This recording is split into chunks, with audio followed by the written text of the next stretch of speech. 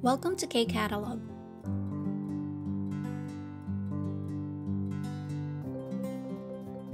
Sige, writing part na tayo ng Level 3 Unit 10. So, 139 po sa ating textbook. So, number 1, 취직 하려면 이력서가 필요합니다. So, if you're going to apply for a job, you need a resume. Kailangan mo ng resume pag ikaw ay mag-a-apply sa trabaho. 이력서에는 어떤 내용이 들어갑니까? So, ano daw yung nakapaloob or nakasulat dapat sa iyong resume? So, meron tayo ditong example, 주소, address. So, ito yung example na address no, sa Korea. 경기도 의정부시 동일로 150, 102동 1205호. Next, 학력. So, 학력 is yung iyong educational background. So, dito, nakasulat yung date kung kailan siya nag-attend. Sabi niya, 2011 ng March hanggang 2014 ng February, nag-attend siya ng school sa Taka Godeunghakyo. So, Taka, yung pangalan ng school, Godeunghakyo High School. Next, 경력. Okay, sorry, that's 경력. Ibig sabihin naman yan is yung career background mo naman, no, or experience. So, ganun din, no? Susulat mo lang yung date kung kailan ka nag-attend sa company na yon, and kung ano yung pangalan ng company, and yung iyong position. So, yan, no? Example, 2018 ng January hanggang 현재. 현재 means present. So, siya daw ay employee. Saan? Dito sa company na to. Care Cosmetic 주식회사. So, ito yung pangalan ng company.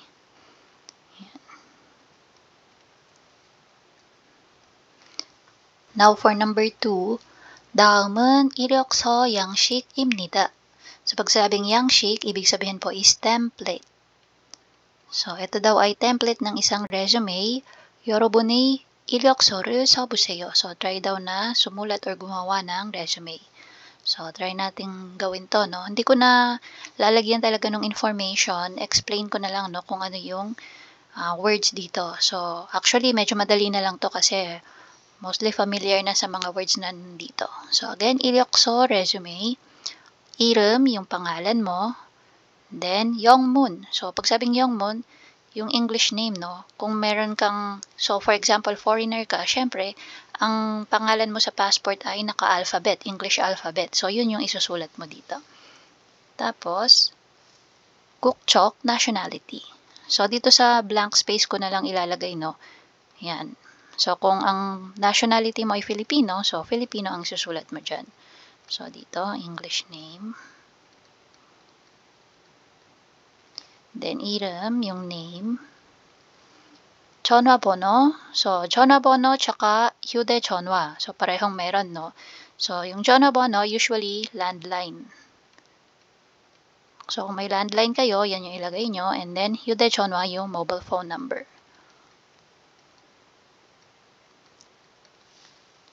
여권번호, so passport number. Email, so assist na yan, email. 주소, again, yung home address. Next, dito tayo kay 학력. So again, no, 학력 yung education background mo. So yung first column natin, 기간. So yung dates or period kung kailan ka nag-attend. 학교명 및 전공. So again, yung pangalan ng school. So school name. And 전공. So again, no, major. Tas 구분, division. Next, 경력. So, dito naman yung ating career or experience. So, again, same lang. 기간, yung period, kung kailan ka nag-attend. Saan naman yung iyong pinag-attendan or kung ano yung previous work mo, no? So, 기관명. 기관명 means organization name. So, pwedeng yung pangalan ng company na pinasukan mo or kung ano man yung pinagtrabahuhan mo before. 직위. So, 직위 means position. So, ano yung position mo dun sa company na yon. Next, we have BIGO. BIGO means note. So, kung may additional note ka na gustong ilagay, so dito mo siya lalagay. Then, yung last one, dito yung 자격증. So, again, 자격증 certification.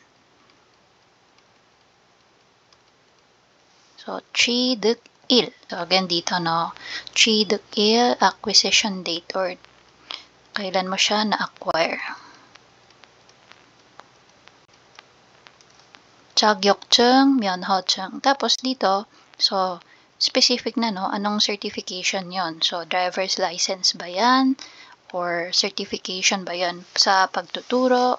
Yan. So, ilalagay mo lang yung title. And then, 등급. So, 등급 is level or yung rate. Then, last one, 발행처. Sorry na, nahilo ako kasi naka-blurred eh, no? So, 발행처, ibig sabihin po nun is yung nag-issue. Okay, so usually pangalan ng lugar, okay, place of issue, or pwede din namang yung org, okay, or group na nag-issue nung certificate mo. Okay.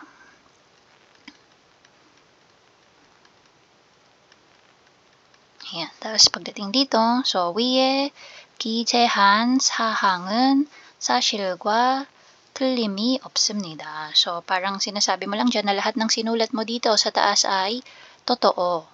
Okay, tapos, ito na, lalagay mo dito yung date. So, year, month, and then day.